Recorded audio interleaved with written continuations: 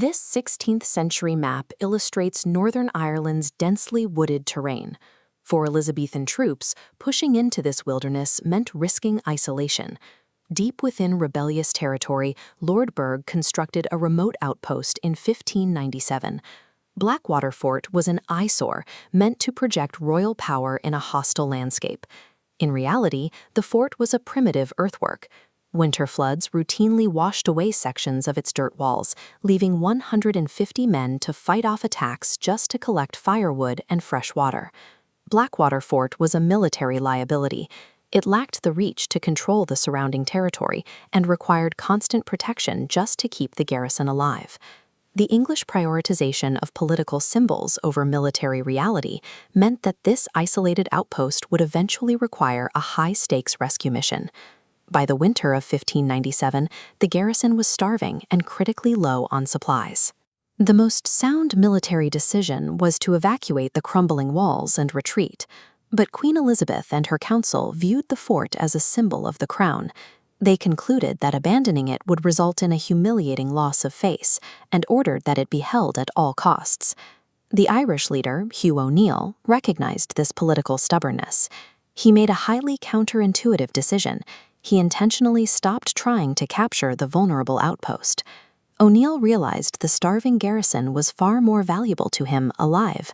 He used them as bait to draw the main English army out of their fortified bases and into a rescue mission through the wilderness. The English believed they were defending a stronghold, but they were actually walking into a carefully engineered hostage situation. The terrain would prove deadly, but the primary threat to the English soldiers was their own leader's refusal to admit a strategic mistake. Sir Henry Bagenal marched out of Armagh with 4,300 men, tasked with resupplying the trapped defenders at the Blackwater. The quality of his reinforcements compromised the mission from the start. 1,500 of his men were raw recruits who lacked basic discipline and routinely sold their weapons and uniforms for food. As this schematic shows, Bagenal divided his infantry into 6 distinct regiments. He spaced each block 100 yards apart, which stretched his marching column over a full mile in length. He chose this lengthy formation due to the environment. The English had to navigate around heavy woods and deadly muddy bogs known as Great Plashes, restricting their forward path.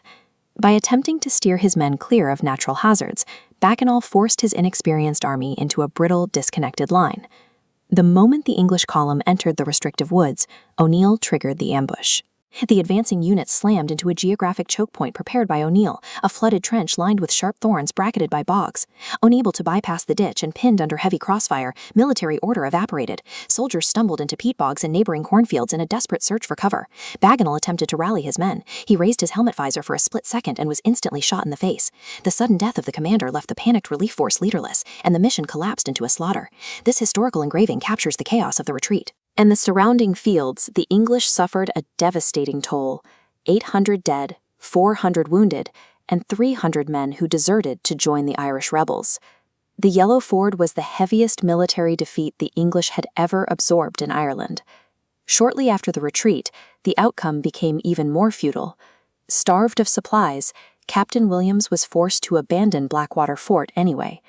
When the news reached London, the Queen's officials looked for someone to blame. The Earl of Ormond filed a report holding Bagenal responsible for spacing his marching regiments too far apart. Other officials focused on the recruits, citing the cowardice of men who threw away their armor at the first sound of gunfire. By pointing at tactical errors and low morale, the English High Command avoided confronting their own strategic incompetence. The contemporary investigations missed the primary cause of the disaster. The English army was decimated because they were ordered to defend a fort that offered no military value. Thousands of lives were lost because political leadership prioritized the maintenance of a symbol over logistical reality. This raises a recurring question in the history of warfare. How often do empires manufacture their own catastrophic defeats by mistaking their pride for their strategy?